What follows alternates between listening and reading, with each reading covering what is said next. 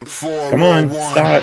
Let's go. 401. Silver and black, yeah, we never fold. New winning roots with a Raider soul. East Coast grind, West Coast pride. Raider Nation, worldwide. 401, say it loud. 401, feel that sound from the stands to the screen. This is Raider Talk with 401 Raider Jeff. Win or lose, we ride it out. Raider Nation, hear us shout. Hit that bell, show respect. Silver and black. 401 Raider Jeff. 401. 401.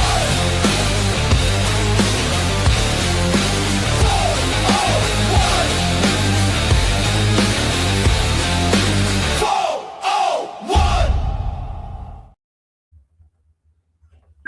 All right, Raider Nation, if you're wondering why Pete Carroll's on the dock in Raiders gear fishing for a big old W, it's because once again, the Raiders were close and the wind just slipped right off the hook. You can almost hear him say it. You got to be quicker than that. But here's the thing. For once, this wasn't the usual Raiders comedy special. This wasn't a 3-hour stress test. This team actually showed up. The offense looked competent. Defense looked disciplined. And Ashton Jeanty, that man didn't fish for yards. He harpooned them. So, yeah, we lost 23-21, but this one felt different, and we're going to talk about it. So, without further ado, I'm going to bring in my co-host for this evening. I have the one, the only, Big Dog Jason Downs. And on the other end, we have his co-host on Tuesday nights. Make sure you check them out. Show Me Your Shield tomorrow night, going on at 5 o'clock Pacific, 8 o'clock Eastern time. The one, the only, Donuts Duncan. What's up, gentlemen? How are we doing today? I'm alive. Doing good. I'm barely alive. No sleep with the baby. I remember those days as well, and don't miss them.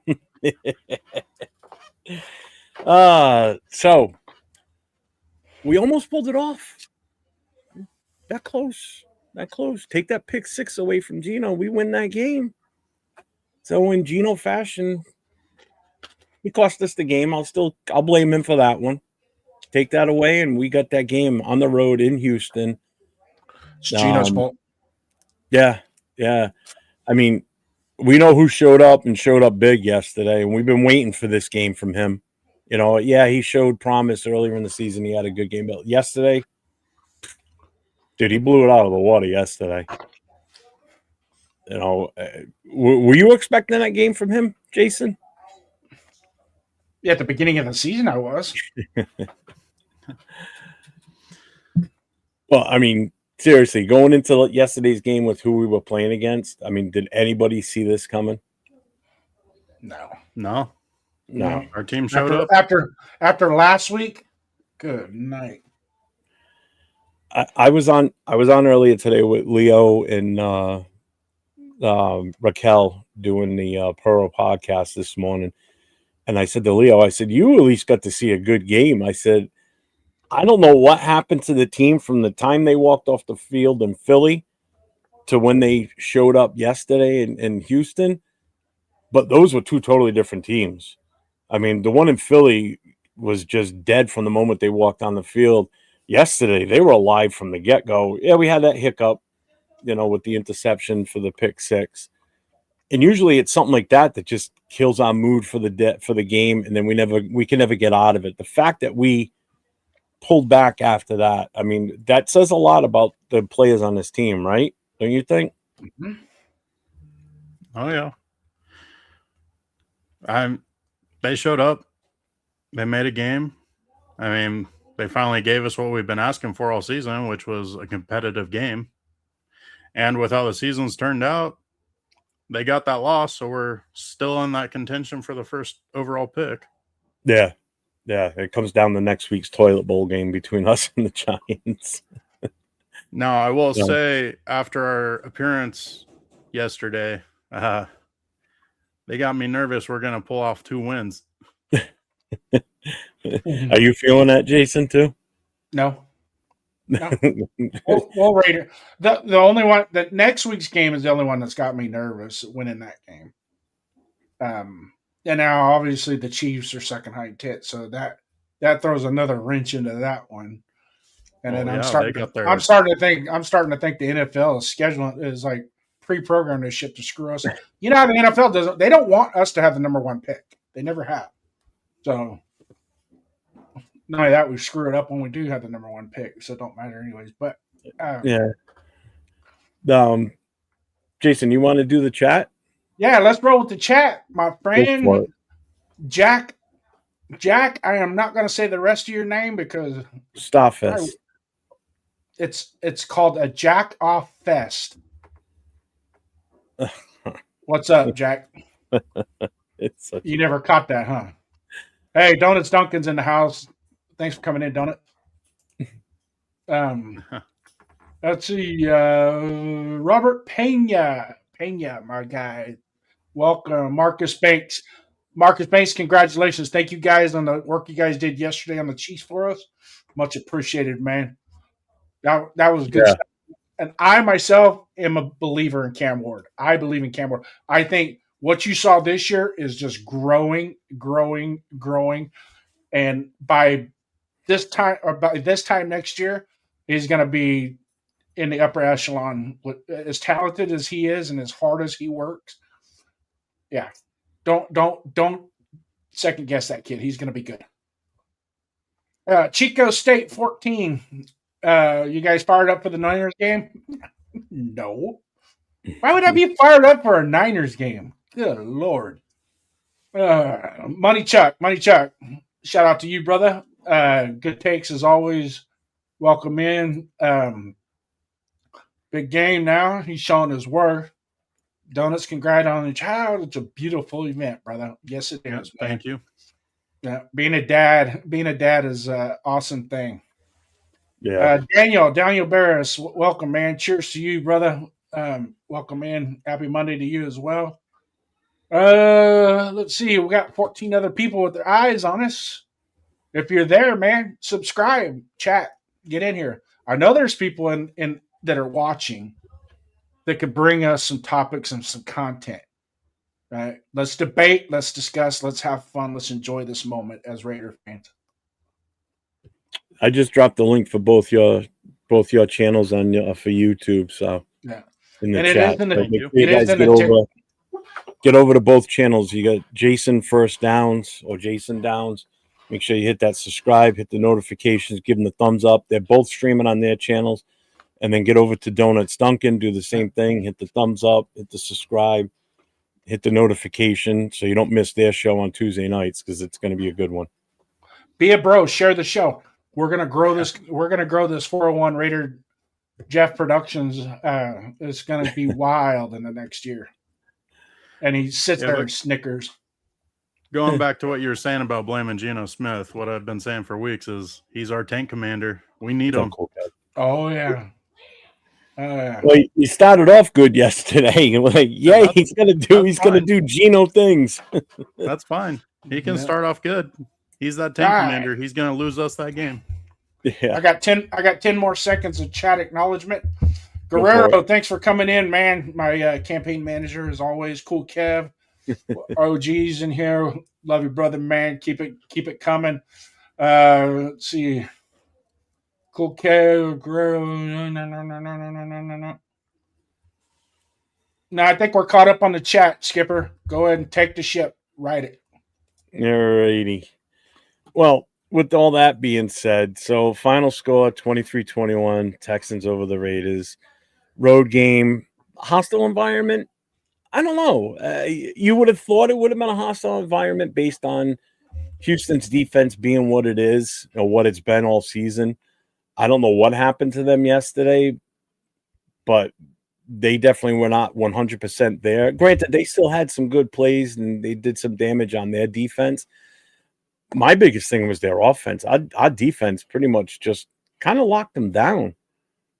Who, other than obviously Max is the standout, who did you guys see as a standout for the defense? Go, Duncan. Honestly, I think Porter had a standout game. I mean, yeah, he had some costly mistakes at the end of the game, but he was playing pretty dang well. No, you disagree? No, I'm mad you stole it. Oh, yeah. No, honestly, Porter played really well. I mean, he's a rookie. He's going to make those mistakes, but honestly, that penalty was uncatchable. It shouldn't have been thrown, but he still made it, that mistake. So it puts that flag in the ref's hands, and this year they've been happy to throw it. So, and I believe he held Nico Collins under 50 yards with only 4 catches. I'll tell you in a second. What did he get? And on top Nico, of that, five catches, 9 targets, 59 yards for Nico. That was close. Anyways, yeah, that pass interference penalty, I will take that every day, twice on Sunday, because the guy, it was just a simple technique. He didn't get his hips turned, and he put himself flat-footed at the peak of the route when he became congruent with him, and he went flat-footed and didn't get his hips turned, and that's why he ended up in front of him doing one of these things. But we can't rewrite the history. I'm going to go with my guy. And you guys may or may not laugh in the chat. I don't really care. Jeff, you may laugh. Duncan, you may laugh. I don't care. But I saw Malcolm Kuntz. I saw Malcolm Kuntz flashing on tape yesterday. He was giving him a dirty pocket. He didn't have a whole lot of reps, but he was creating a dirty pocket. Yeah, I won't disagree on that one. I was waiting for you to say, when you said we're going to laugh, I was waiting for you to say, like, Tyree. I'm like, if you said Tyree, you were going to be removed from the screen. What did Kuntz do? Let's look at his stats. So he's going to have some unfinished stats. He only had 1 tackle. Yeah, but he had to. There was a sack that was created by him. He didn't get credit. Yeah. What do we do for sacks? And Snowden as well. But I'm going to combo. Sack Actually, I think we had no sacks. I thought there was 1 I saw. No, I think they called that a tackle for loss because it was a muff. I think it was a muff snap. I could have sworn there was 1. So suppose, from what I understand, the way that they got all kinds of different I's and ifs that built into it. If it's a muff snap and the quarterback has to jump on the ball, then you don't get a sack. But if the ball hits the quarterback in the hands, he drops the ball and then picks it up, then it could be counted as a sack. I say someone's hat looks like a Yarmouk. What the hell's that? Someone's hat. This one here. What the hell's a Yarmouk? A yarmulke? I don't know if that's. Does this look like a yarmulke? I know it ain't mine. He's gotta be yours. Just because it's gray. It just blends in. That means you look ashen, which means then my walls are gray in the back. And I have a black hat, but I don't know who gave that to me. I've never worn it. I went to just try it on just now, and it's like a kid size 6 hat. It ain't fitting my. Can't argue with that. Texas Tech's got a mean defense. Yeah, I was gonna say you're not gonna get much argument from Raider fans this year on that one. We're hoping we get a couple of those cats on their defense. Yeah. They're mean. So, I mean, again, this wasn't a moral victory, but it wasn't a disaster. That's the good thing. I mean, we looked competitive after the pick 6 until the end of the game. I mean, did you see anything that made you still wonder why we were doing certain things, like whether it be players out there that probably shouldn't have been out there, or even the play calling? I thought the play calling looked a lot better. Even on the defensive side. Yeah. We kind of got away from that cover 3 a little bit, played a little bit more man-to-man outside. It looked more like a true Patrick Graham defense. Yeah. Yeah. I mean, again, we're not handing out participation trophies, but I also didn't have the urge to break a TV watching this game. Like if I was home last Sunday and not actually at the game, I would have been livid on what I saw, you know. But this week, you know, there was a better rhythm, tempo. We had sustained drives. We're going to talk offense first here. You know, red zone, we were in the red zone one time, and we were 100%. We scored. You know, the other touchdowns, Jeanty had a long run plus the long reception. So, yeah, we scored, but we weren't in the red zone because, obviously, look at the yardage he got. But did it seem to you like the play calling made more sense this game? Don't. It seemed like they actually had plans in place. Like they actually game planned really well, and it just flowed better. I mean, it could be coaching, but overall, it looked like the players really showed up, and that probably influenced it a bit too. That they had energy.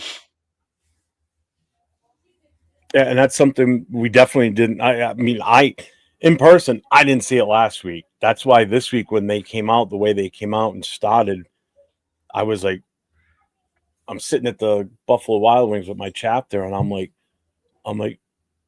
man, where is this coming from? Where was this last week? You know, was it because it was too cold and they just didn't want to be there? But it was just, I couldn't believe what I was seeing. In other words, it blew my mind how different this team was. I mean, did you see anything, Jason, as far as like the play calling making sense, or you know? Okay, so the play calling, especially on offense, it seems like there was a little bit of method to the madness of how they were calling the plays. I mean, we were 27 rushing attempts versus 23 passing attempts. That right there, that in of itself tells me the early success of the run game, they stuck with it, and it just kind of kept becoming a foster of the rest of what they were going to do down the field. To add to the energy and everything, I kind of have, and this is just a gut feeling that I have. You take it for what it's worth, but I have a gut feeling there's a lot of guys on that team that come from the state of Texas that maybe they had some family, friends close by or whatever that were at the game. No, I mean, seriously, think about it. No, I get it. You know what I mean? So they maybe like the last thing you want to do is if your grandma lives in Houston and you go to Houston and you took grandma to the game, last thing you want to do is look like a fool out on and not try, right? Because she's going to be the first one to call you out on it. It's kind of funny you mentioned Texas because I was going to say they got filled up on that Texas barbecue before the game. Well, I think they don't like Philly cheesesteaks. Yeah, it might have been the fact that they were, you know, in warm weather versus freezing their nuts off the week before. So I mean, that plays a part. There's all kinds of yeah, and maybe they heard Raider Nation finally, and the disappointment from us. Yeah, but why now? We've been saying this shit all season, so it's not like we haven't been saying this early on. They're just listening now. A little too late, guys. So let me ask you guys this. I'm gonna kind of the same topic on. Had we had more of these games throughout the season, would you feel a little bit different going into the off season? Oh, definitely.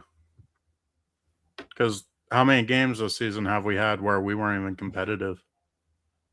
2, 3. We had 5 competitive games. Well, I would say the Colts, we got demolished. Yep. Philly, we got demolished. The Chiefs, we got demolished. The Commanders, we got demolished. We got 2 garbage time touchdowns in that game. That's the only reason why it looked like we did. Yeah, the 5 games that we were competitive in: the Patriots, the Titans, the Jaguars, the Bears, and then yesterday against the Texans. Other than that, we were not competitive in any of those games. I would also add in the first Charger game, the Monday night game. Those 3 Geno picks. Yeah. The first half. Without those 3 Geno interceptions, like that game's way different. The first. Well, here's my take on that. What's the common denominator on all those close, but you know, it's Geno and his interceptions. You take majority of you take half of his interceptions away this season, and we're talking a totally different record. Yeah. starting with yesterday's game, as most recent as that. You take away that interception, we win it. Because the defense was definitely holding them. There's no two ways about that. We'll get into the defense too, but I mean that just goes to show how much that quarterback matters, even with the offensive line that we have right now. Like, you put somebody back there that plays smart and throws the ball away instead of trying to force some dumb pass or actually reads the field quick enough. Like, we're competitive all season. I get two questions for you here. I'm going to stop. Jason, you answer this first. Did you feel that this was the most balanced offense we've seen all season? And does it seem like we're finally getting an identity form, but it's yet a little too late? Yes on the balance, no on the identity. Okay. I still think I still don't think they. Now they kind of gave us a taste test of what they were with the Jeanty and Bowers, but I also think had they used Jack Besh a little bit more, gave him about 4 or 5 more targets, open the outside up a little bit, get a little bit more on the outside with him. I think the identity you could kind of see in a roundabout way, but at this point, the 2025 identity is trash. Mm-hmm. And there is not. I mean, even if we came out and played like Super Bowl contenders the next 2 games, it is not going to change what we went through for the last 15 weeks. Period. The end. It's not going to change. So, I do want to see improvement. I do want to see a lot of these guys, the 23 people that have got expiring contracts, see which one of those guys want to be here next year, and then go from there. But other than that, no. I slightly disagree because I have a little bit of a different spin on it. On the second part, I answer yes, that it is a bit of an identity because that's what Pete Carroll's been preaching. He's wanted all season, and he's still trying to coach for it, obviously, because they finally hit it. Now they need to be able to perform that way in these last 2 games, but that was the image in his head that he wanted our offense to look like, is a balanced game where we can rely on that run game to open up those passing lanes. Mm-hmm. So having said that, Money Chuck here's got a question. I think Pete is trying to win, and I'm scared on getting a win. Spytech should walk him out the door, sit Bowers and Max as well. I'm not for that. I think we ride this all the way out, and then when we're done in January, we put a bow on this year and throw the sucker in the garbage and start over. I mean, I get where Money's coming from on this because I don't want to see our blue chip guys get hurt going into next year. That's the last thing you want. We saw that last year with Max. What? No, go ahead. Keep talking. Oh, he's commenting on the jersey. I mean, I'm not opposed, but first of all, Max ain't going to sit. You're going to have a fight on your hands if you tell him he needs to sit down for the rest of the season. And Bowers, too. Unfortunately, he got hurt earlier this season, so he missed 5 games this year. That's a lot, because he's way behind on what he did last year, but he's making up for it. We're going to go over the stats too and everything. But he's definitely making up for it in these last, X amount of games where he's really been the kind of almost the focal point. I mean, I get it. I get sitting to protect them. Right now, the only one that I don't want to see come back that's definitely not been cleared yet is definitely Colton Miller. There's no sense in it. For what? You're going to bring him out for what? For 2 games? Let the guys play that are healthy and been out there. Get Grant out there. Don't bring Colton Miller out. He means more to us next year than he does for these last 2 meaningless games. Add JPJ to that too. Well, he's on the IR. I don't think JPJ's got a chance of coming back this year. So, but if he does and they contemplate it, then they're fools. Mm-hmm. Why?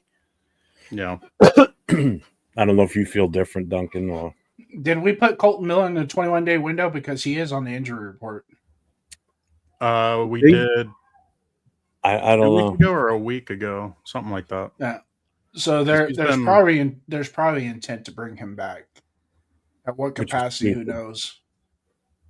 Which is so dumb. If Yeah. we were if we were in the playoffs, if we were or on the cusp of making the playoffs and we needed these 2 wins, absolutely.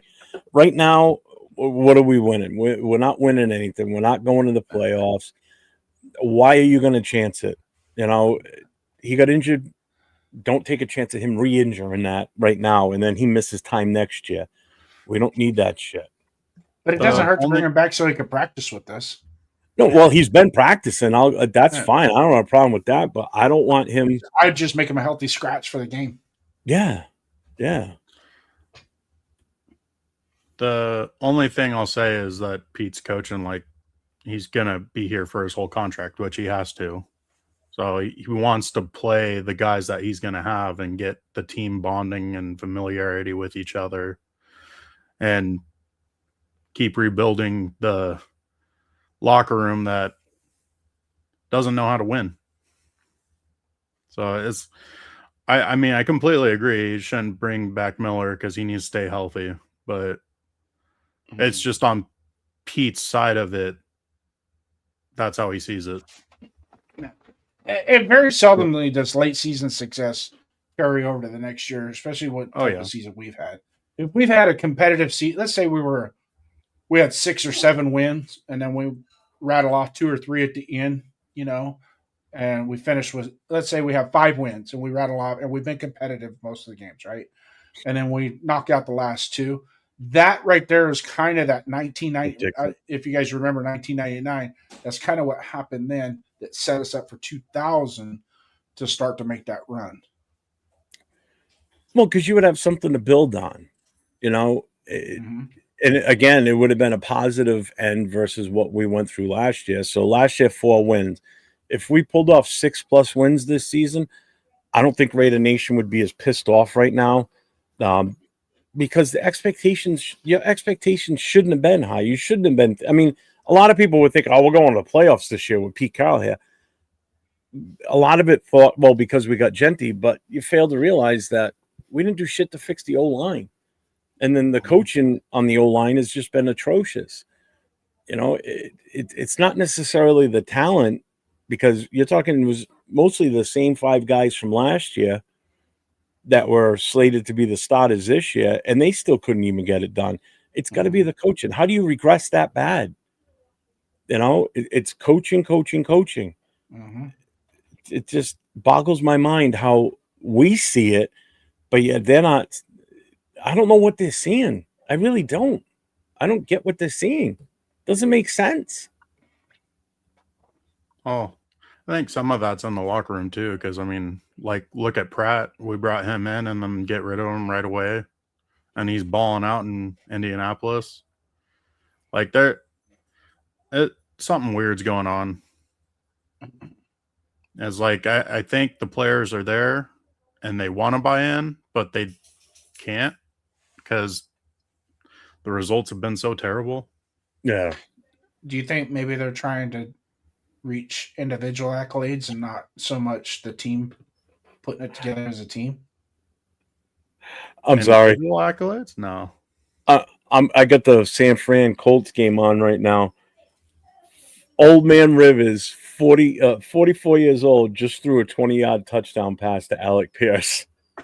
Against the Niners. Someone we should go after. They took him right down the field, got at the 20, and then bang, threw one in. Although it was a free play, though. Doesn't matter. The defense was still coming at him. It's just bad coverage on the go after on the Alec Pierce in secondary. free agency. Unbelievable. Yeah, he wouldn't be a bad pickup. Yeah. Who? Alec Pierce. He's a sneaky good receiver. Yeah, he's a high 2. He's not quite a number 1 receiver, but he give you enough production. I can't. I'm just. This Better ball than blows my mind. How this guy hasn't played in 5 years, comes out of retirement, gets the start tonight on Monday Night Football, and he's out here throwing a touchdown on the first drive of the opening part of the opening drive of the game. And he looks like me in uniform. His face is all puffy and everything. It's like, God, why? How does the teams get lucky like this and we bring in youth and we can't even get lucky? It's like, what the fuck? We used to, though. I got a theory. It's because he's from that really great era of quarterbacks that Well, got it also developed doesn't well hurt and the fact played that, well and could think. yeah, it also doesn't hurt the fact that the system they're running is the exact same system he ran when he was with the Chargers. Because some of the coaches that are there were the same ones that are here with Indy now too. So Yeah. that's why they made the move to bring him in. So, oh, you're ahead of me, man. I was just gonna say that we're gonna talk about the dude who actually stole the show, and that's Ashton Jeanty. I'm ahead. I'm trying to be a good producer.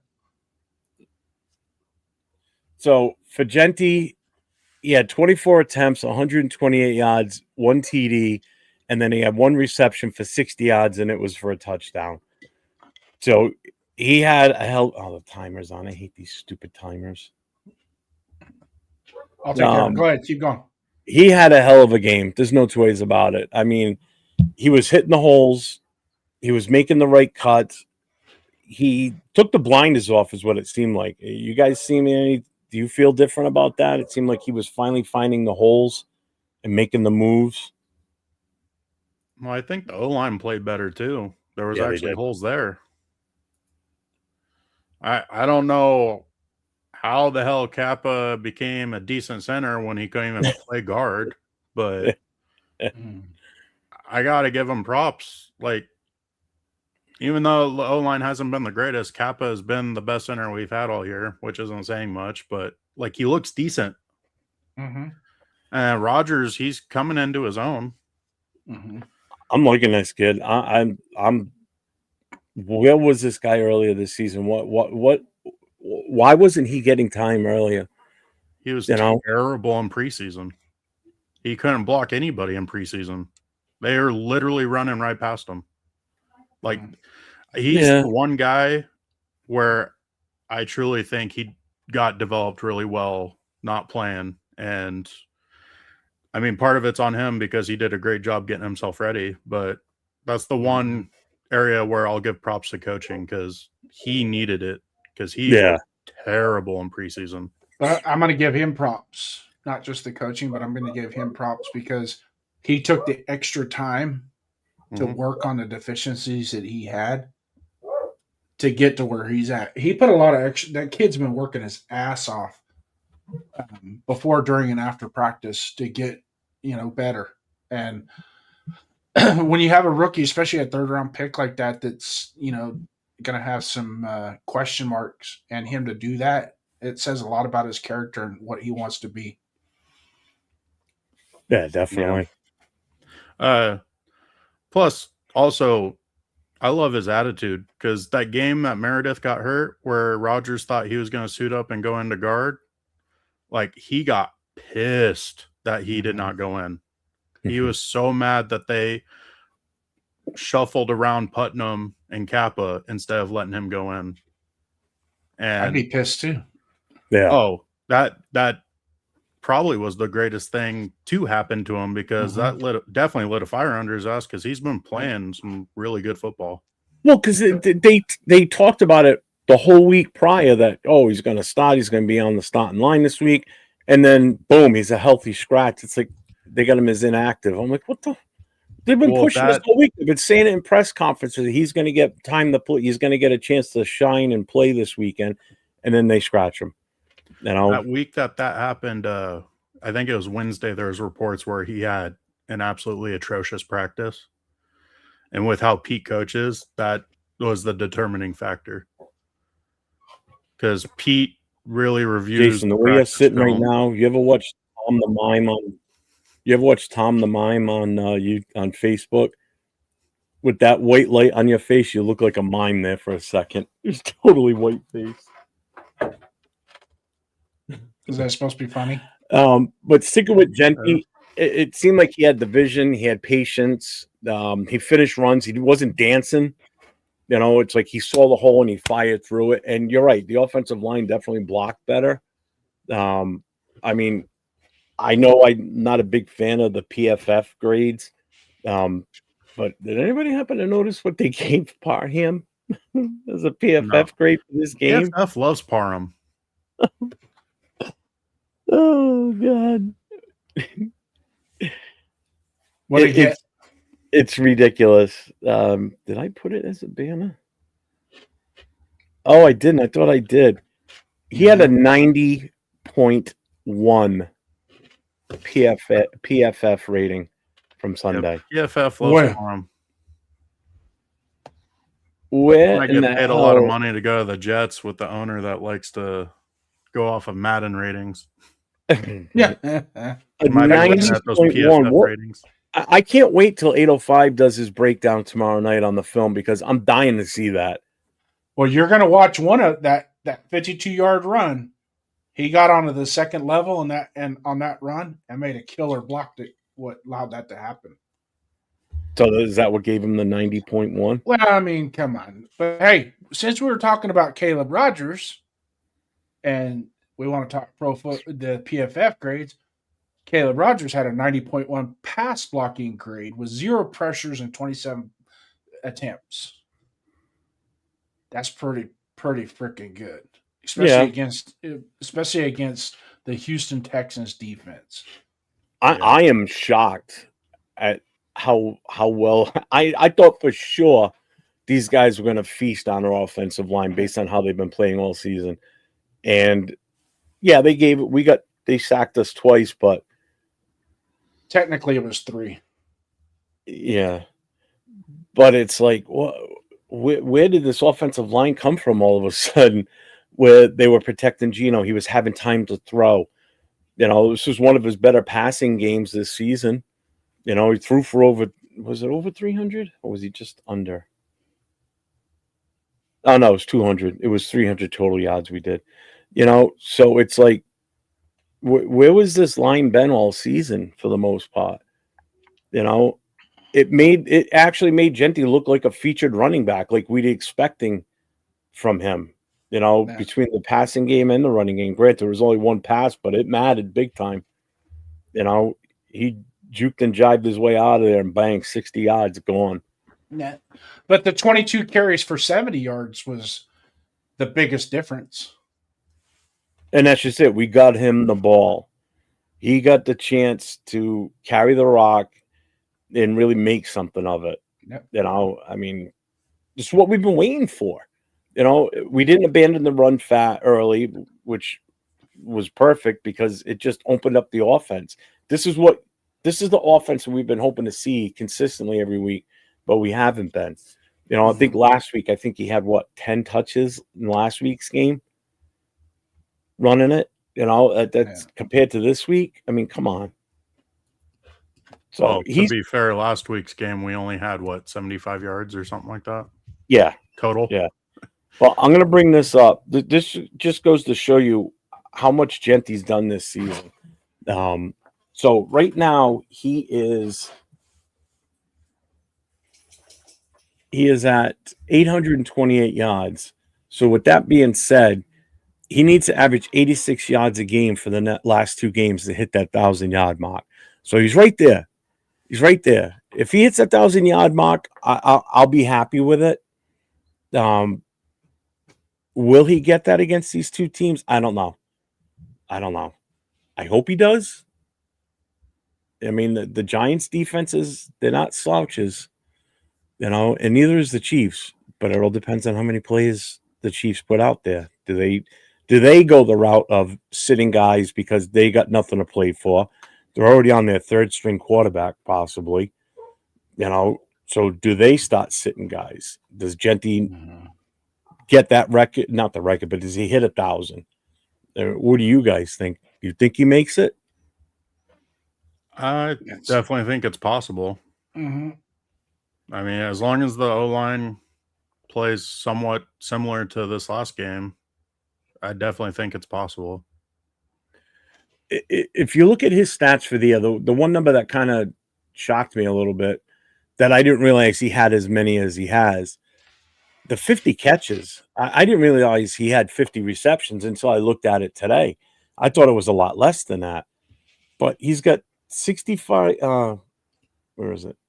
66 targets. He's got 50 receptions, 326 yards. He's got 5 touchdowns. So he's got 10 touchdowns on the season, 5 rushing and 5 receiving. So he's quietly having a decent year, to be honest with you.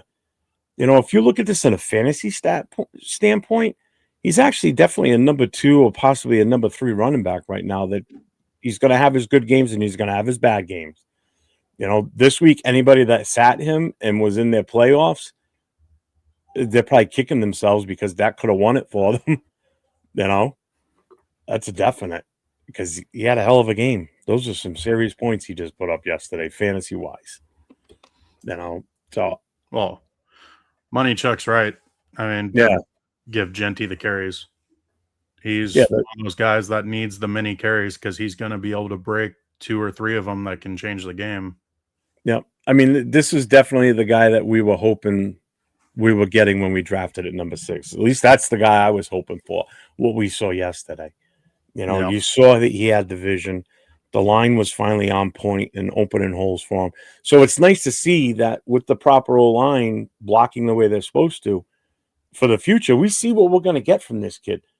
You know, does this mean this is what we're going to see every game next year? No, I don't think so. But I think if the line gets fixed, we're going to see a lot more games like that where he's got 100 plus and, you know, some serious yardage in the receiving side too.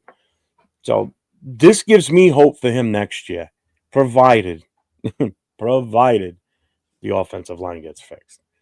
Do you disagree or No, but there's going to be a learning curve when we do make the corrections on the offensive line too, and the fluidity of how that running game is going to be. It just, I mean, let's face it. Most running backs, most of your top tier elite running backs, it takes them a while to start to get their rhythm. It's usually by about carry 7, 8, you start to see some semblance of, okay, they're going to have a lot of success running the ball today. yeah? You know what I mean? Well, So it sometimes it takes a little while. Very seldomly do you see an elite running back, and it happens, but very seldomly do they come out and knock out 60 yards in the first quarter. Usually you're going to want to get 20 to 30 yards and get those effective runs that are turning first downs or making it second and short, you know, to where now your playbook goes like this on second and short, you know. So it's incumbent to get him into that rhythm and just keep the momentum going. And I don't like, and a lot of NFL coaches do that today, is they'll have a successful run. Their run game will be just churning yards, but yet they want to throw the ball more and get away from it, you know. So go ahead there, Duncan. I mean, I agree, but to add on to the whole taking 6 to 8 weeks to really start getting their rhythm, it's on the O-line also because these guys aren't allowed to hit in the preseason and off-season. Like, that's a big part of O-line being able to be successful is getting that contact and getting their bodies in shape for that. I might have misspoke. I wasn't necessarily referring to 6 or 8 games. I was referring to an individual game in and of itself. First quarter, second quarter, third, fourth quarter. I got what you meant. We gotta start in the first quarter and get him into that rhythm and let it cook. Even if you misspoke, I still agree with what you said when you misspoke it because, like, look how successful defenses were. Like the first 3 weeks, like offenses were getting torched because it's a lot easier to get physical on defense than it is offense.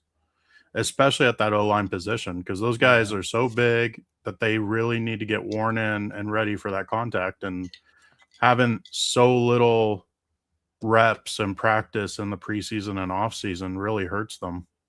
We called it getting lathered up. We want to get lathered up at the beginning of the game as offensive linemen before we start doing before we start, because pass blocking is.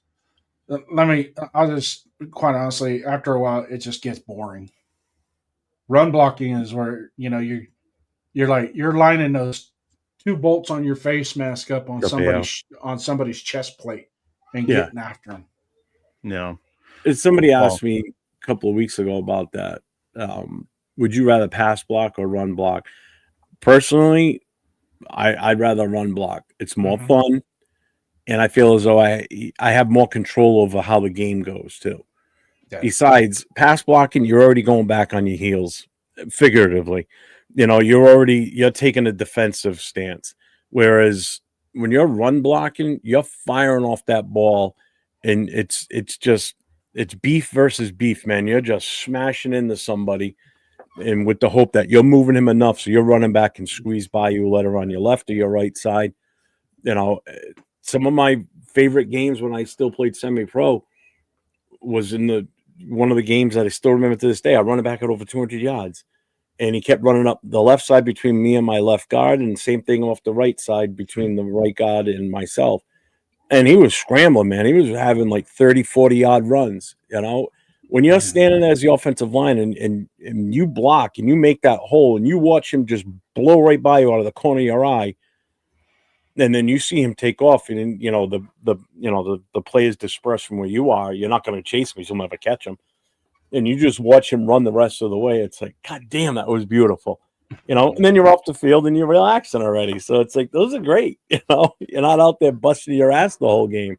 Just a quick blast and poof, he's gone. Those were fun. Pass blocking, because our problem with pass blocking was our receivers at the time couldn't catch shit. So it's like out there for nothing. Well, I agree with. I get it being better as an lineman going for run blocking, but that's if you're coached up well. Because if you happen to be in a zone run scheme with bad coaching, you're basically pass blocking on a run play, and that's what it looks like every time we get a zone run system. Is like our guys look like they're on ice skates.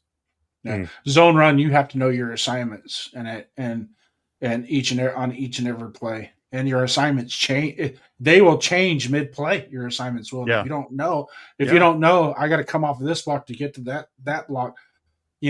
What I like about power block, the power run scheme is just like you said. It's mano-y-mano. I want to take your freaking manhood from you today. Well, it also gets rid of the thinking.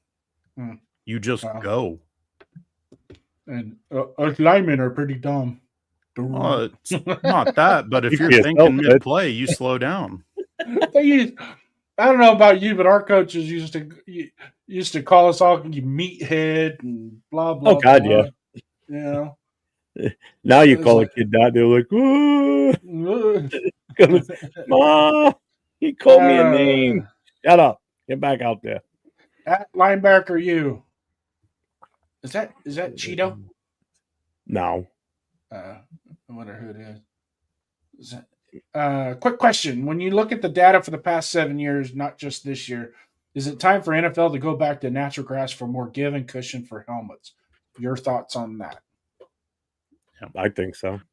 Well, it's not just – well, it adds to the give is there's a lot more knee injuries and ACLs and MCL injuries like non-contact on injuries. Turf.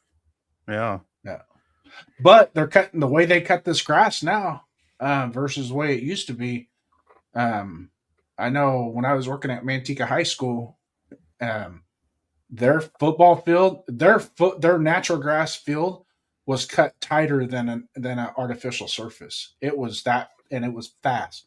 The surface, it was almost like they were playing on putting green. It was about how I always thick hated grass playing on Manteca's field. Because now that grass always seemed way longer than everybody else's, and just you got to see like it dragged on your cleats. You got to see it now. Oh my God, it's such a nice field. That stadium's nicer than Oakdale's now. Yeah, I played one game on turf, and it was the old style turf where it was just a grass rug on a fucking cement base, and that shit was horrible, absolutely horrible. Yeah. Everything else I played on natural grass. Well, one stadium we played at, because it was an inner city school, it was basically dead grass. It was just dirt. The whole field was basically dirt. And when I played in high school, we played at Oakdale High School. It was dry. It was like playing. It was like playing in a pig pen. No, it was dry. It was during the summer. It was one of those, the old 3 yards in a cloud of dust type shit. Yeah. That's what it was. No. It was like the wind would kick up and it'd be just like a dust storm coming through there. And you're like, oh. Yeah. So Money Check's got a good one here. I can only imagine next year how good Bowers is going to be with play action pass. It will expose the middle of the field and bring up the linebackers and even strong safety. I'm going to add to that, Money Check. We're also going to need a more proficient wide receiver at the X position. I definitely think that will take some of that cloud, that over under double coverage off of him as well, because it's just like any other sport. If you got 2 studs, it's hard to guard. It's harder to guard 2 studs than it is 1. And I'm not saying we need an elite Justin Jefferson or Lamar Chase or somebody like that, but at least something where a Jacoby Myers that really goes out there and does it week in and week out. They can. Well, there was a couple plays yesterday where they screwed up the coverage on Bowers, and he was wide open across the middle. Yeah. Because the announcers even said that. How do you let a guy like him be wide open across the middle? Because he's just going to do damage. Throw to him. Yeah, and that's the other problem. We don't throw to him enough when he's like that, and I don't know what the hell Gino's looking at sometimes, because you see him wide open, going right across the middle. It's like, and he's staring down Tucker on the right side or Tyler Lockett, Bring back to baseball, most of the season, Gino just locks onto the one target. Yeah, and it does not help his receivers at all. Yeah, there's still, and that was one of the things when we built our stadium in Vegas that we wanted natural grass because it just it makes they did what Arizona did. It's safer, it's safer. Yeah, they did the exact same. It's on a big tray, it just slides in and out. You know what? In linebacker, I actually miss the image of the field in Oakland with the dirt on the field. The image as a fan. Yeah, it was just you knew you were, you know what I mean? When you looked, somebody says, "Oh, what field is that?" You knew, just look at it quick, just to that's Oakland. Because there was no other stadium in the league that was like that, And it always seemed like Janikowski was the best at kicking off that dirt too. I don't know what it was with him, but one guy it didn't help. One guy it didn't help was Darren McFadden, and I think we lost a lot of good action out of him because of that. Yeah, that fucked his toe up for sure. No, but Thornton can be. Or Cliff Branch 2.0. He could. I don't think Ruggs is. Oh, how? Sorry. No, I just don't think Ruggs is the answer. I'm sorry. Well, I don't think he get taken back getting out of prison. No, he's not. No, not yet. He got in trouble. There is no way there's no way that Mark Davis could bring him back to that team and look that lady's parents in the face and have any respect. In and of itself, he'll probably go to Kansas City, but I don't think he's going to get out for another year and a half, 2 years, because he just got sent back to maximum security because of his behavior. Here's my feeling on Ruggs. Okay, if he were to get out and we were to bring him back here to the Raiders, you see protests all over the country. If you don't think there's going to be people that are going to protest the front of that stadium, like the MAD organizations, Mothers Against Drunk Driving, shit like that.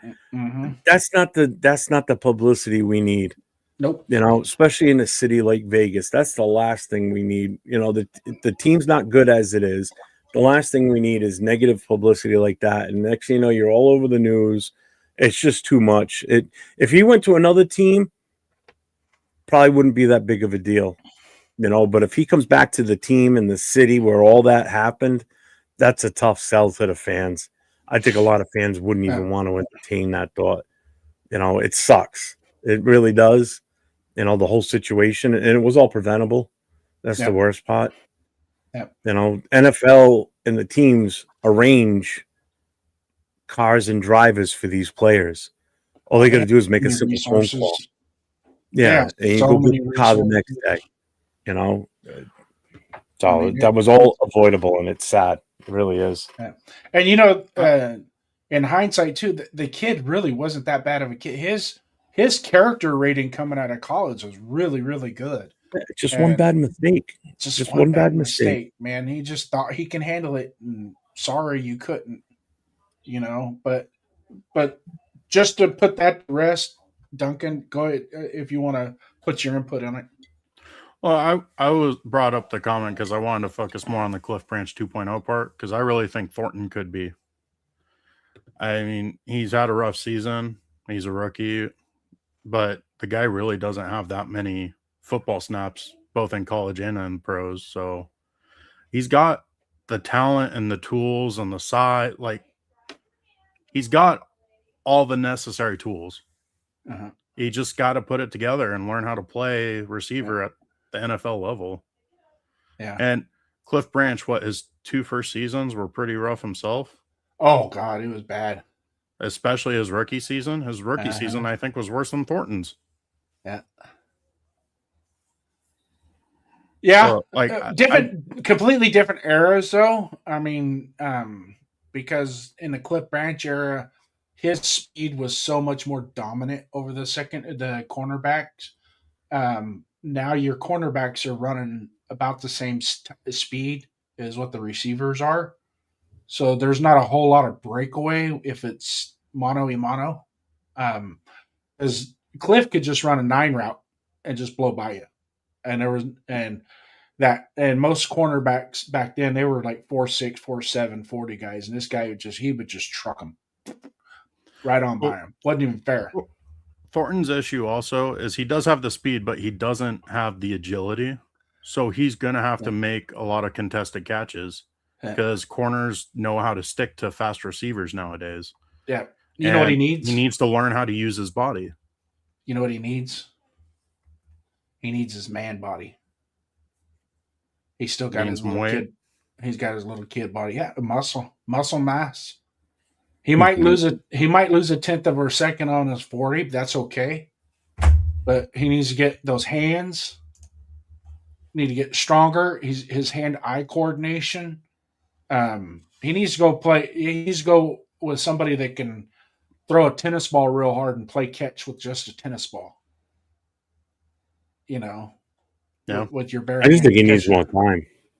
Yeah, I'm not going to quit on the kid. It's too. I'm not giving up on him yet, Yeah. but I think they're making the right move by not putting him out there right now. Well, I think they handled him horribly because they did all that building up and hyping him up all off season and preseason. And then all of a sudden, Geno Smith starts throwing him under the bus when Geno Smith stares him down on a route and while the guy's covered and still throws the ball and then still tries to blame Thornton. Yeah. But in the Broncos game, he had that fly route that he had beat the guy by 2. He had 2 steps and it went right through his hands. So that's receiver 101. Catch the ball. That's the only thing. He's the ball. Yeah. But it doesn't seem like he's being built up. Like he's not getting coached up. Like, well, from what I see, I think they're just beating him up and he's getting in his head and then he's getting worse and he's not being brought back up. Yeah. Yeah, but there's always 2 things with the rookie too that you got to take into consideration is it can be detrimental to the rest of their career. One is too much success early on and too much failure early on and not correcting the failures. Those 2 things that they don't, because a lot of guys will come out, they can come out and just have a really great rookie season. And then when the season's over, they hang their hat on that and they go, I'll just do the same thing next year when I come back. And it's like, stop. You got to put what Dante Thornton is going to realize, and a lot of these rookies are going to realize come February, you don't have to go to class. You're not going to be prepping for combine. You're not going to be prepping for all these interviews and Senior Bowl and stuff. You are prepping now for the next NFL season. And yes, the position coaches play the biggest role in their development. We're seeing it on the offensive line. Perfect example of bad position coaches. The other thing with Thornton too is that motherfucker, he's got to get some beef on him because he ain't out muscling anybody for a jump ball.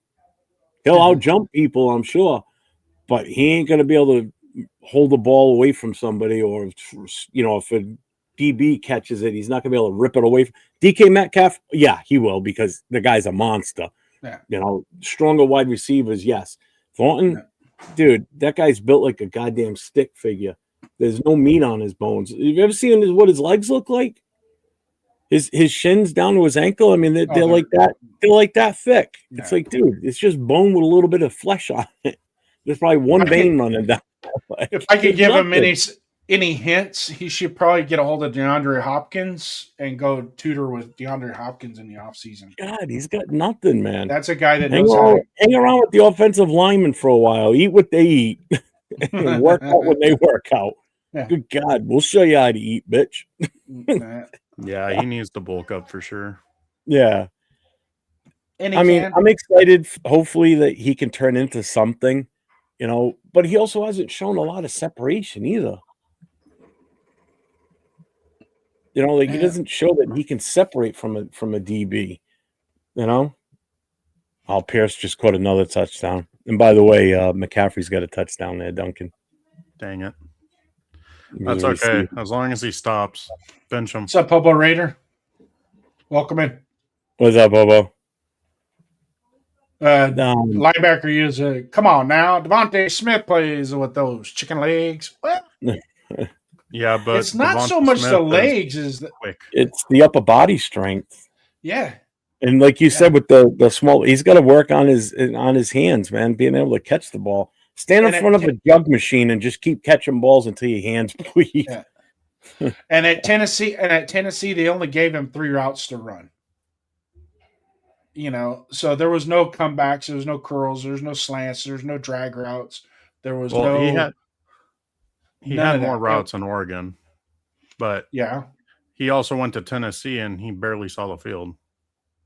He had which was weird because when he did see the field, he was clearly their best receiver. Yeah. It's just something about Tennessee as a football team. Like, they're just weird. Like, somehow they get all these great athletes and just don't know how to teach them football. So then it doesn't translate to the NFL. Yeah. I was like, they got another really good looking receiver that's going to be in this draft next year. And he looks better than Thornton. He's a little bit more meat on his bones, just as fast, and he actually looks quicker too.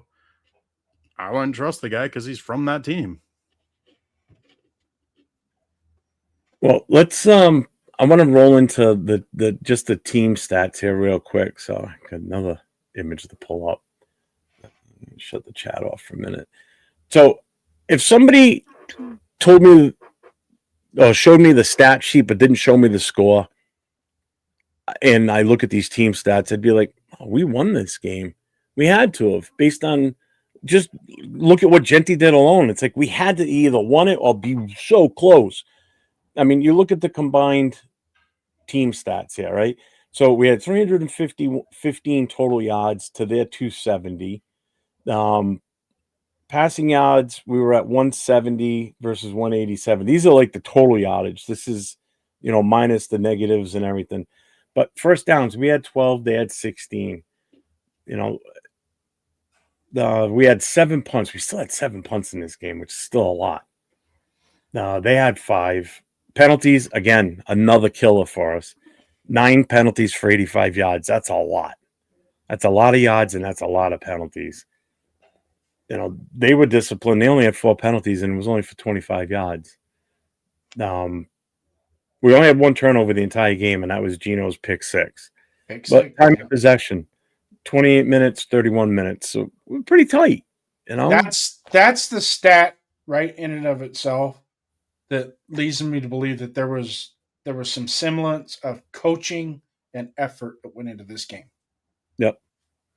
Yeah, unlike that game a few weeks ago where we only had 17 minutes and 52 seconds. Told you that I'll never forget that number. It's ingrained in my brain that we had it for such a short time frame. That's insane.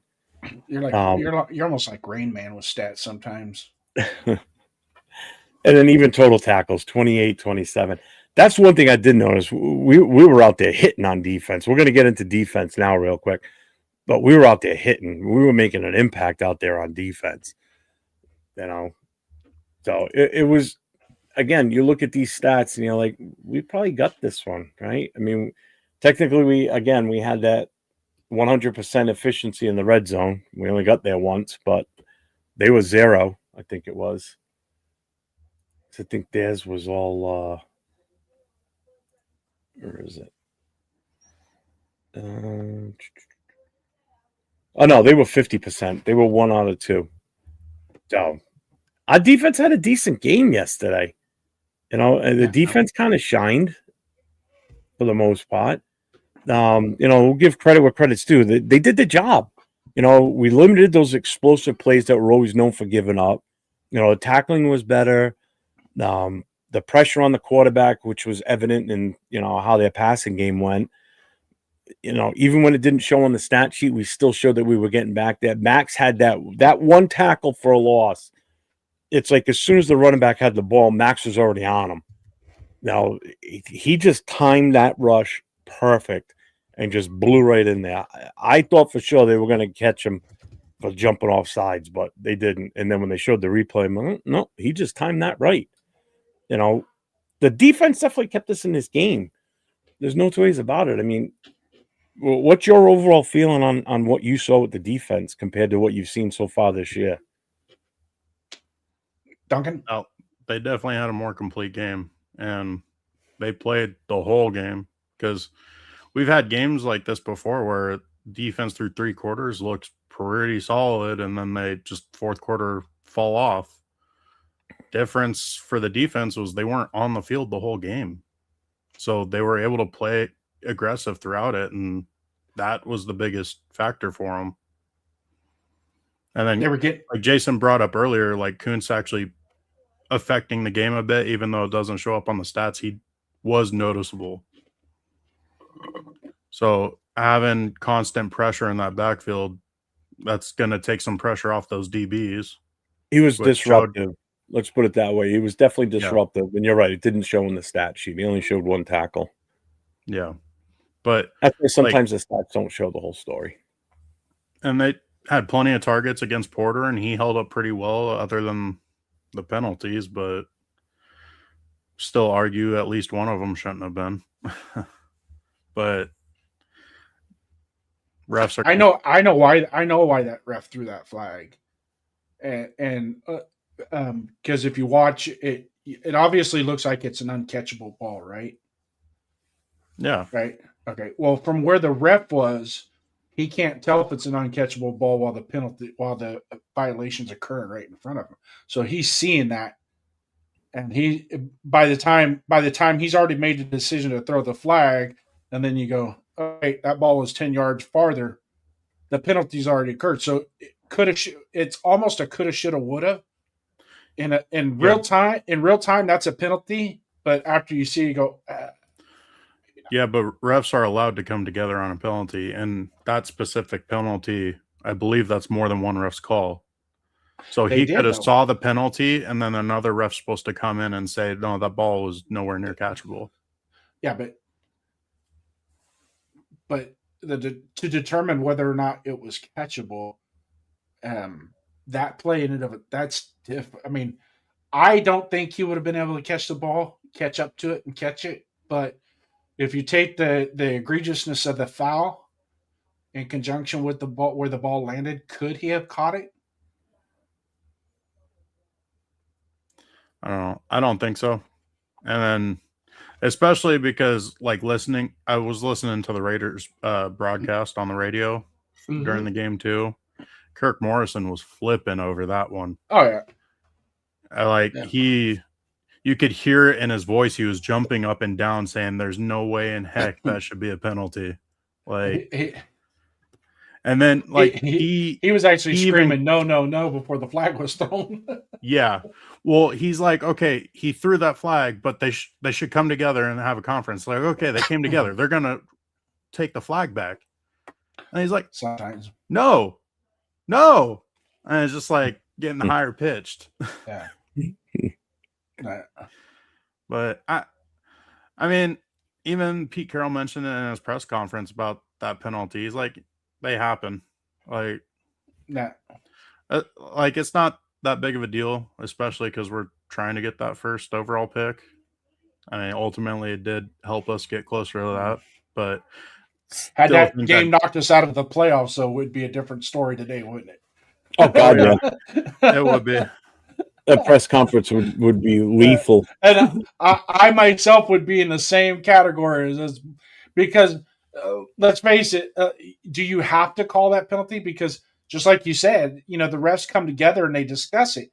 One ref's going to say, I have this is what I have, and the other ref, including the back judge, but the back judge is the one that threw the flag, so he's the one that's going to be able to determine whether or not it's catchable or not. You know what I'm saying? So Yeah, I can see why he threw the flag, but after he threw the flag, he should have been able to go, that wasn't catchable, there's no foul, and recall the foul. He can do that. I mean, they do that all the time. I mean, so I don't know how much time we want to spend on penalty talk, but why aren't we going to testing, at least in the preseason, some automated calls, ref calls from upstairs, where they review the plays and throw the flag on them, or pick up flags? I don't want that. Well, they do pick up flags, and I think that has a lot to do with the communication from the booth. They do pick up flags. Only often. certain fouls is New York allowed to have them recall the foul. Only certain ones. So if you throw a face mask and there's no face mask, New York can have them recall that foul. That's one of them. Another one is the intentional grounding. And third, I believe questionable roughing the passer they can do now too. I believe there's three fouls, and I'm just going off of memory. There's 3 fouls that New York can correct if it's called. Now they can't call a face mask, but they can have you recall it to pull it away. If that makes sense. And I don't want New York calling the fouls because really, in all honesty, it takes away the human element. But at the same time, if you're going to have video assist on plays like that, then use it to its best ability, right? So, and the way that they can communicate that, I mean, the video assist that they got now, the way it works, it is phenomenal how fast they can go. Nope, that was an incomplete pass. Before there's even a challenge to it. So I don't want it to be what I do want, and I think this should happen, and it should happen next year, is every instant replay automatically we get to see what they're see and hear what they're talking about when they're reviewing the play. Just like they did in on TV? XFL. XFL does it. Where you There's actually a college conference that does it too. Yep. And you hear the ref at the stadium. Okay, that's what I'm asking you. Okay. Both talking to each other, and you can hear the ref go, okay, go back to that frame there shows this. Okay, do we have control? Do we have established possession? Do we have this? Do we have that? So you don't have this. Well, I think, but you know what? We'll just leave the call on the field stand as is. Wink, wink, nod, nod. Because my buddy at FanDuel says we need to leave that call as is. He just texted me, said don't change it. But that's the only thing. That's the only thing that you want transparency in the game, Roger Goodell. You want transparency in the game. That's transparency right there. To make it to where the fans, it doesn't have to be in the stands, but on television and a television broadcast, we can see and hear what they're discussing about an instant replay review. Because I sure would like to go. I sure would like to take that back to 2000, 2001, and just listen to what Walt Coleman was saying on the headset. fucker. The tuck rule, Jeff. Oh, yeah. I wasn't paying attention to what you just said. Yeah. Whatever. That's usually the response I get from you. Whatever. The game still hurts so much, man. I mean, did you see any missed opportunities out there? Obviously, other than Gino's pick 6, where we still could have won that game. Because it felt like down the stretch, we did everything right to try and win it.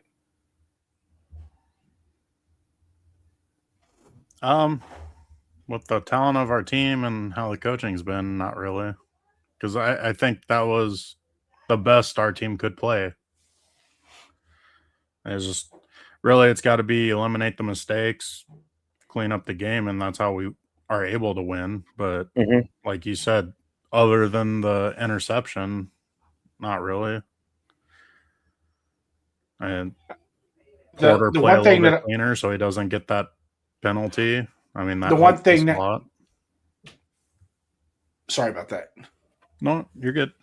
The one thing that I saw at the end of the game, the last 5 minutes, was a lack of urgency to try and position yourself to at least win the game. Because I really think that once they got inside 4 minutes, it was like, and then our clock management was pretty bad at that point. I mean, I can see why the timeouts were called at the plus side of the 3 minute mark, but yeah. But at the same time, I don't think our defense. I don't think we set our defense up to be successful in the last 3 minutes to get us the ball back, to give us a chance to go down and score to try and win the game. Ooh, another touchdown for the 49ers. This is a back and forth game right now. 10 minutes left in the now. San Fran just scored. It's still 9 minutes to go in the second quarter. What's up, Coach? So you pretty much said it right there too. You know, as far as the defense and everything.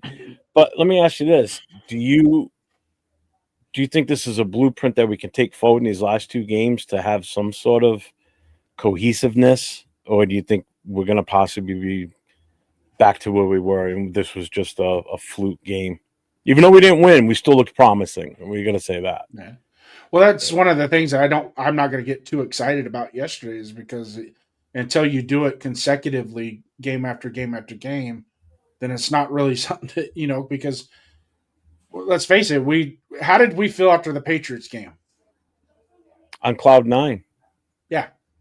And then it just reality slapped us. Even though we saw some negatives and some inconsistencies, unfortunately Brock got hurt, so that hurt us going forward for a few games.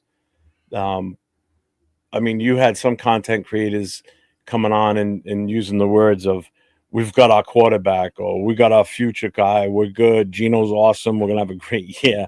And then that aged like milk, a week later, and he's shit, Damn, one of those.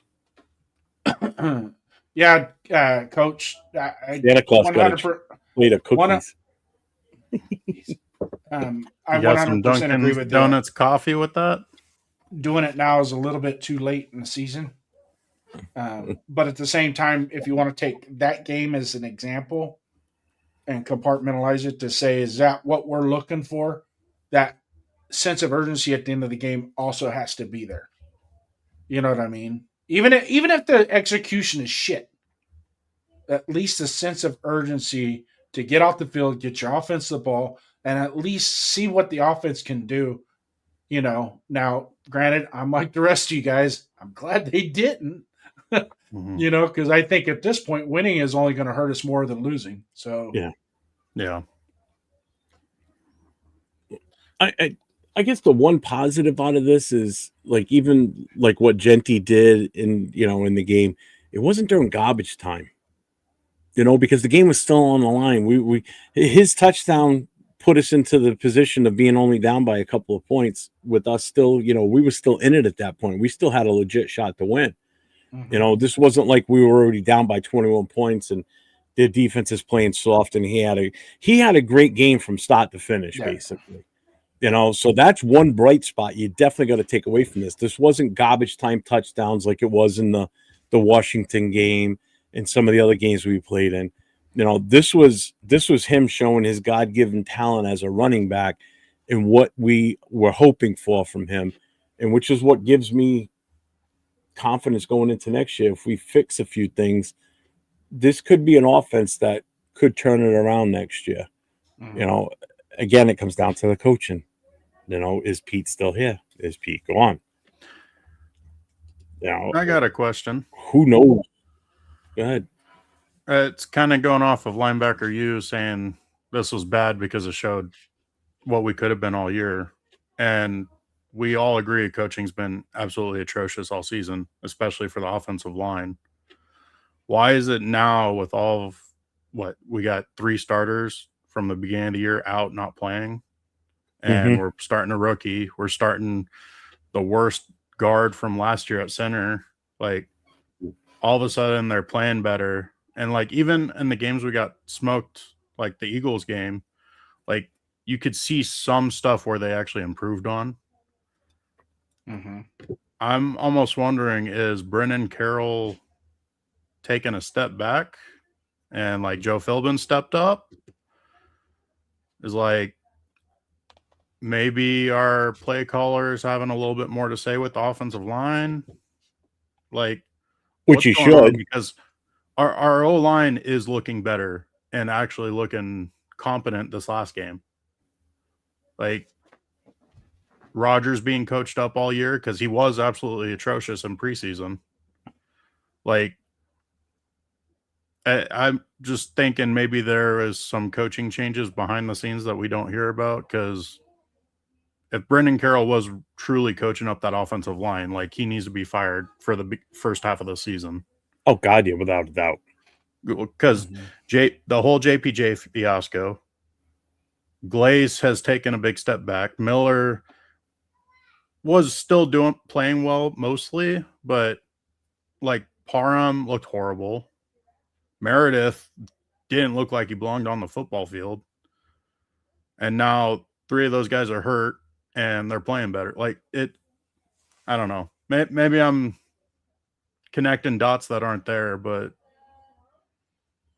it just seems weird. I mean, it's a really good observation. I mean, but I think also so at too. the same time, I'm wondering if maybe this week, I think Jeff kind of hinted on it a little bit, but I'm wondering if this week versus last week, this week, Pete Carroll basically gave all of his coaches pure autonomy on how to run their divisions and put it together. That would be nice if that's what the situation is, because finally letting the coaches coach the way that they should, if that's the case. And I've never heard of him being a micromanager. You know what I mean? I never paid too much attention when he was in Seattle as far as how he ran his staff, or I honestly don't know, so I couldn't even really talk on if he has done it in the past or not. I don't know. You'd have to ask a Seahawks fan. They definitely would be able to tell you that, if that's the situation or not. No, but it seems like here he is. Yeah, but most Seahawks fans can only count to 12, so I have a hard time talking to them. Oh, you're getting them confused with Chiefs fans. That's because that's as high as they can count to 12, because that's all there is for fans is 12. So they can't go higher than that. Yeah, I can't wait to see the Chiefs roll out next year. I really can't. And I'm going to be in your chat on Friday night, just so you know, because I'm gonna throw some stuff out there for you while you're. What, this Friday night's? Friday night's a regular Friday. It's the last Friday night mic drop night. Man. So, I just to kind of tie this all up together here with this talk of this game. I think there's a couple of things we need to really highlight on this, and it's going to be with Ashton Jeanty again. I think this game did him well. I think this gave him some confidence that he can sustain a full game doing what he did. Because let's face it, not only did he have the long run and the long reception, Money Chuck mentioned it earlier in the show, in the chat. He had some hell of a few runs where he was laying the wood running through the middle of the offense, trying to get some extra yardage. Where he wasn't afraid to hit or be hit. He was just going for it, trying to do what he could for the team to carry the team on his back. There was one play where they just got his foot at the last second. He would probably have broke that for a good 20-yard run. He was already at like the 7-yard run on that one. If he just had one more step, he would have missed that one, and he probably would have gone for like 15. So I think this gave him a real boost of confidence. We've seen him score touchdowns before in these are all meaningless games, but in garbage time. And what's he do? He doesn't celebrate. He goes to the bench, sits down, and a couple of weeks ago, the camera stared at him, and he just had that blank stare on his face, like, whatever. He was out there having fun yesterday. You could see it. He did a celebration dance at the end of one of the touchdowns. He was celebrating with the team, because they were in that game. In that moment, they were in the game. They had a chance to win this. So it does wonders for your team when you play that well. Max looked like a totally different person out there mentally and physically, just being out there and the way he was performing and the way he just carried himself on the sideline. It's funny because during the game, he's sitting on the bench after they just come off the field, and our offense is out there. And Gino, I forget what the play was, but it was a stupid play. And then he's sitting on the bench, and the camera's right on Max, and he goes, because he's watching it on the Jumbotron, watching the offense just, screw up what they just got them, and he's like, oh, what the hell? It's like same old shit, basically. But this week, he was sitting around other players. They were talking. They were smiling. This team is different from what it was last week. So something clicked. I don't know what the hell it was, but something's changed from last week to this week. And it was nice to see that on the sidelines, to be honest with you. It really was. I don't know if you guys have a take on any of that, what your feeling is. Vinny Bonsignor on his Monday radio show kind of brought up something similar to what you were saying. And he was saying that they played a lot like they were in the offseason, like where they were flying around, having fun, like had energy. And then like the touchdown pass to Jeanty, he's like, they were running that all the time in the offseason at minicamp. And it's like, I don't know what brought about it, but it seems like they really tried to bring back what they were doing in the offseason and what was being reported back then. Well, I mean, the offseason, when they were in training camp, it seemed like it was all a bunch of fun, and that's kind of what it seemed like they were doing out there yesterday. They were having fun playing a kid's game. That's what it comes down to. They were out there playing a game, and they looked like they were having fun. And Coach, I agree with you. He goes, "That's very scary. I hope they don't click next week." Well, that's the downside. If anybody Giants need to click better, number one pick.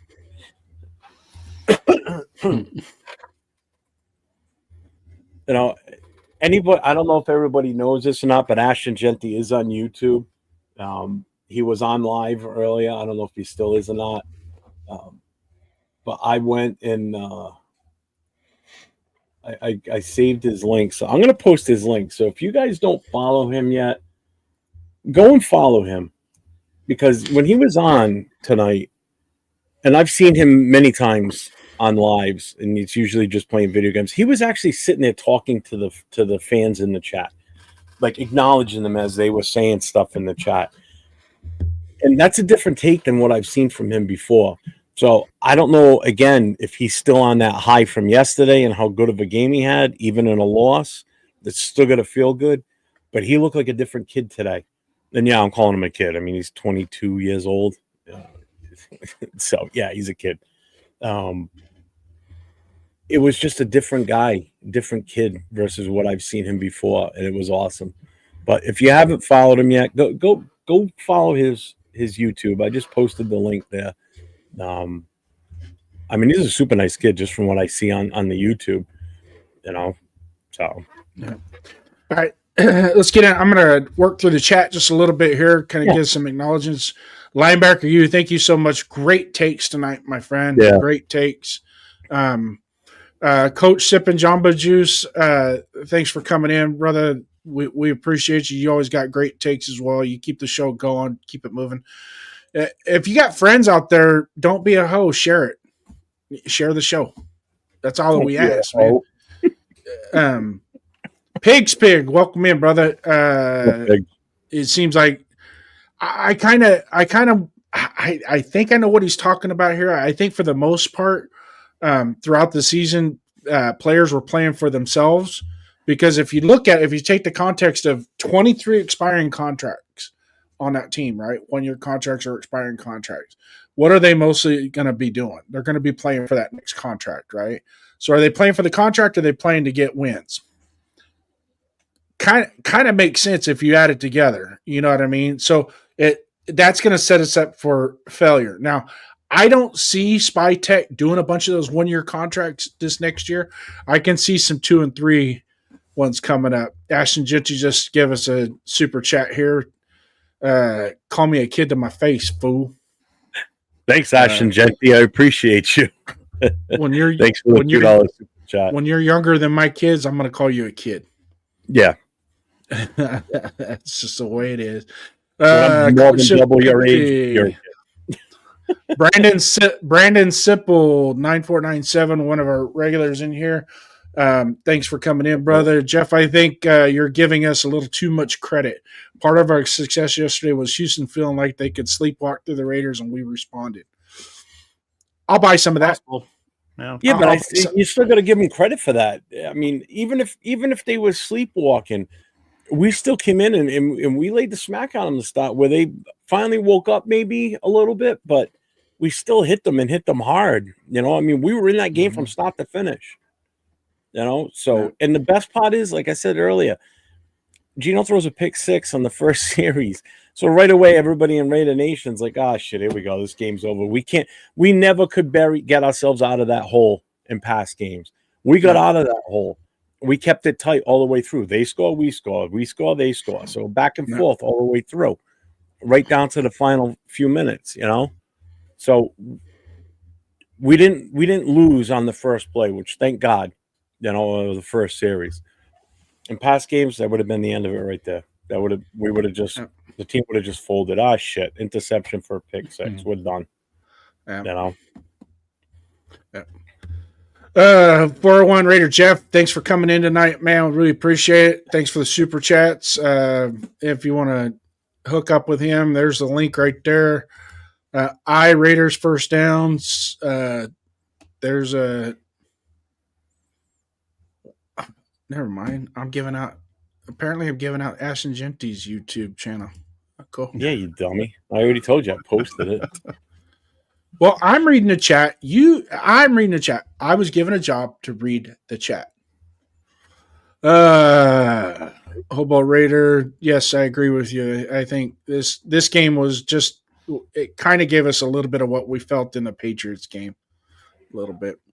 When linebacker, when players play for themselves, then coaches have lost the locker room. Yes, exactly. There's no cohesion at that point. It's everybody for themselves. Let's see, Jeanty looking like Pinball Clemens out there. That's a good one. Tonight's game, they should just take the pads off and use flags. Absolutely no defense. Yeah. Oh, no, dude. They're just marching up and down the field tonight. Yeah. Well, you know, Rivers, man, he's got it in him.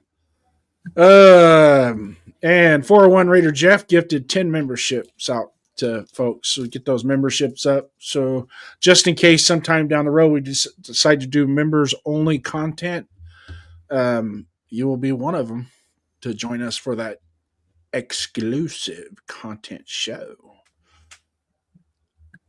Anything else, Skipper, we want to talk about? Not about the game, but if you guys want to give your final thoughts, go for it and hype your show for tomorrow. Okay. Let's see here. Final thoughts. Really hope the Giants show up and we don't win. I'm fine with a competitive game, but I really want that first overall pick. Whether it's take a quarterback, trade back, whatever. having that number 1 pick gives us more options. Yeah, I hope Jackson Dart comes in and throws for 350 yards and 5 touchdowns, because that will do 2 things. One, should have probably drafted him last year, even at number 6. Jeff, remember, I'm not taking Jackson Dart at number 6. Who said Well, that? They're always playing. I don't want them. Yeah. What's that? Walking concussion. I wanted him, but not at number 6. I never said I mean, wanted him at 6. if you're at 6, you got to, and that's the only place you could draft him in the first round. No, you trade back into later into the first round and grab him then, and you gain an extra second round pick. What does it take to trade back? Another team that's willing to do it, to move up to get what they want. Yeah, but are we going to give up a 6 pick just swapping first round picks and maybe a 5th round? Why are we pick? talking about last year? It's done and over with. We got Jeanty, and that's it. You want to talk about what we're going to do with the pick this year? That's another show. You're crying over spilt milk now. I ain't crying over nothing. It's last season's news. Get over it. So Jackson Dart comes in, I'm not tears us up, wins the game, 31-20. Russell Wilson this weekend. You want Russell Wilson? I want whoever's going to give us the best chance to be. Oh, that'd be cool for Russell Wilson to come out and just rub it in Pete Carroll's face, huh? Oh, wouldn't that be hilarious? Revenge game. Hey, asshole! I'm the guy you got rid of. Remember, you sent me to Denver for all. For that, I'll quote Tom Brady. That was for me. I gifted out 20 memberships tonight as a Christmas present to my. This is Russell Wilson at midfield. You gave me up for that stupid MFer? Yeah, we pulled a Tom Brady against us. As he points at Geno Smith. Yeah. And then he goes, I got you a ring. He ain't got you nothing but, never mind, hemorrhoids. But, shout out to Bueno coming in. We could always depend on him and be here sometime throughout the night. I didn't see Rosetown in here. I thought Rosetown would show up tonight. Yeah, Bueno, you gift the membership, but it's only gifted for 1 month, and then if you want to continue it, then you got to pay for it. That's how it works. I just get you in as a member, and if you like what you get for the perks, you get it. You're in. But if you pay for it, it's just like, it's 99 cents is what I gave out. I gave the 99-cent membership, so it's 99 cents a month. It's less than a cup of coffee. 99 cents. So that's my final thought on the game, and so be it. I want the number 1 pick. Oh, linebacker, you? Jeff, I saw you in Philly, I think. I was on the sideline. Yeah, I was there. I was sitting in. Hon, what section were we in? 114? We were in 115. We were one section over from the tunnel the Raiders came out, and we were about 16 rows. Huh? Row 21. So, yeah, I was there. And I'd be easy to spot right there because I was the only Raider fan in that section along with my wife. 2 of us were the only 2 Raider fans there. We were surrounded by Eagles fans, and they weren't bad. Yeah, they weren't bad. They were pretty good. The Eagles fans were decent. That's good. Yeah. Tomorrow, you guys got anything else? No, go for it. Duncan, if you want to tell everybody what we're going to be doing tomorrow, Jason and I have a weekly Tuesday night show. It's called Show Me Your Shield. It's pretty much Jason and I talking about the Raiders history, bringing in the chat from the fans, just trying to stay inclusive and have fun with it and try to entertain, because our football team don't do much of that. They don't. But yeah, no, we're just trying to have some fun, talking with the fans about the Raiders and past experiences, and have some questions on, see if you guys can answer them, and then you guys can shoot some questions to us and see if you guys can stump us with some Raiders history. Fucking guy changes the background. Some cool MFers right there, bro. Let me tell you. Yeah. So, anyways, as part of our program on Tuesday nights, Raider Nation Behind the Shield, me and Duncan, what we're trying to do is incorporate at the end of the show. We're kind of launching a little bit early where we're going to wait till after the season was over, because the biggest thing we want to do is get into fandom. So we want to bring in fans on the show and interview them, do a lot of Q&A and stuff. So kind of test everybody's, because we're at a point now as Raider fans we are all we have. It's us, the fans. And it almost seems like we've been turned away from the greatness. Yesterday, we have 3 mottos that we always live by: pride and poise, commitment to excellence, and just win, baby. Yesterday was pride and poise. I give the team credit. That was pride and poise. They showed a little pride, had a little poise, and they relatively played well to make us feel proud of what they did as fans. We're still missing the commitment to excellence, and until we get that, there's not going to be a just win, baby. So until we get, we need a lot of pride and poise, build up that commitment to excellence so we could just win, baby. So, Green-Eyed Lizard King, do you think Rivers playing well woke up Gino? Like, he's 44 and he could do it. Middle season, 5 years away. What am I doing? Hey, he's playing pretty damn good for a 44-year-old quarterback that's been out of the league for almost 5 years. So, hey, all the power to him, man. The guy's a grandfather out here playing the NFL, starting on a Monday night game. Go freaking figure.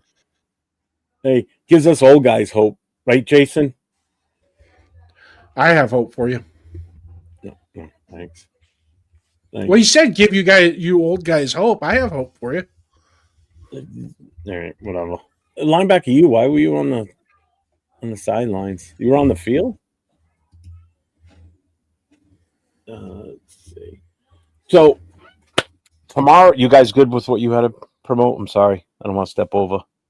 No, you're good. It's your show. Good. Okay. So tomorrow night I will be on 10 o'clock Eastern time, 7 o'clock Pacific. It's the most notorious podcast. It's myself. It's Leo. It's Raider Will from the Denver, Western Colorado chapter. And it's James from the military TBH chapter. We'll be talking TBH events, recapping this past weekend's game. Leo and Will were both at the game on Sunday. They spent the weekend in Houston. Will's already on his way home, and I think Leo is probably almost home right now, back in LA. So 4 of us will be on tomorrow night. Christmas Eve, there is no Raider Connection Wednesday night. You may see me on Wednesday night on the cage match, getting my belt for winning the championship from Savages League.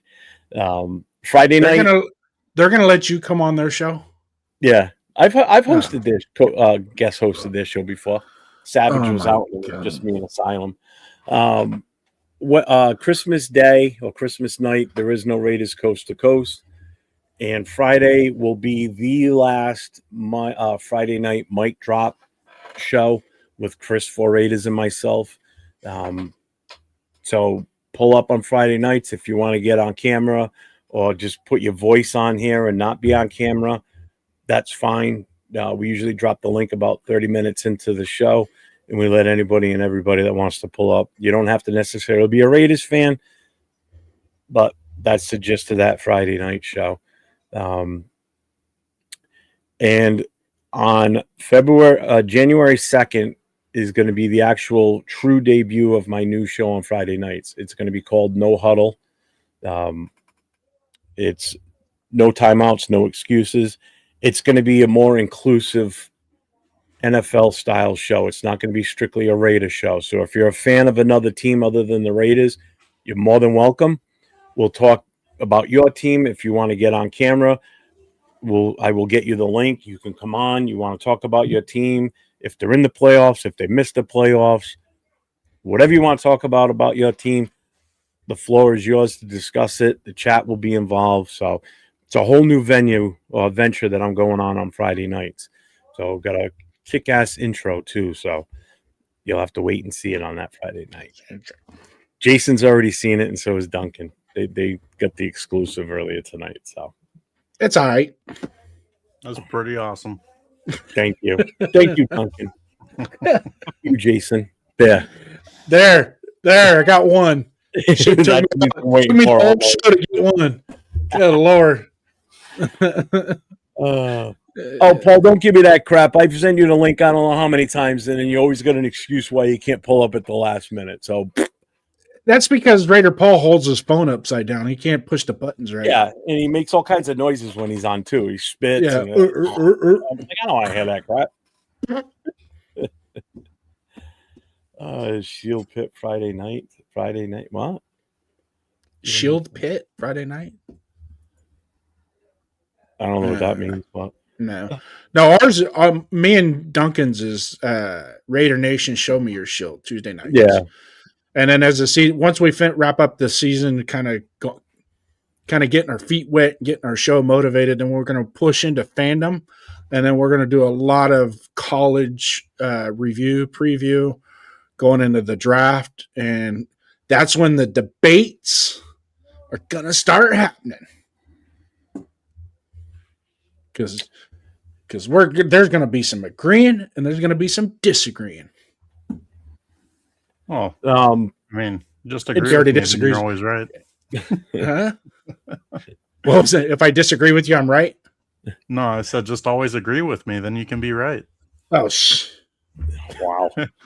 he's only right 110% of the time, right? I like this guy. He throws it right back at you. I love it. BYOS. Bring your own shield. Yeah. And you know what? Keep an eye out Monday next week, because I think what we just did here tonight would be a good thing to do for the next 2 Monday nights anyway. A little Monday Night Madness doesn't hurt. Yeah, kind of like it. It's a little different. Except for next week will be the last one. Because the following week, there's no football on Monday night that night. Yeah, but that's not why we're on. It's the We're follow-up on for the post-game. game before. So next Monday night, we'll be reviewing the Raiders-Giants game, and then the week after that, on Monday night, we'll review the But isn't that the Chiefs night? game. Isn't that the college football playoff championship? The 10th, January 10th. We can talk about it more later. Yeah.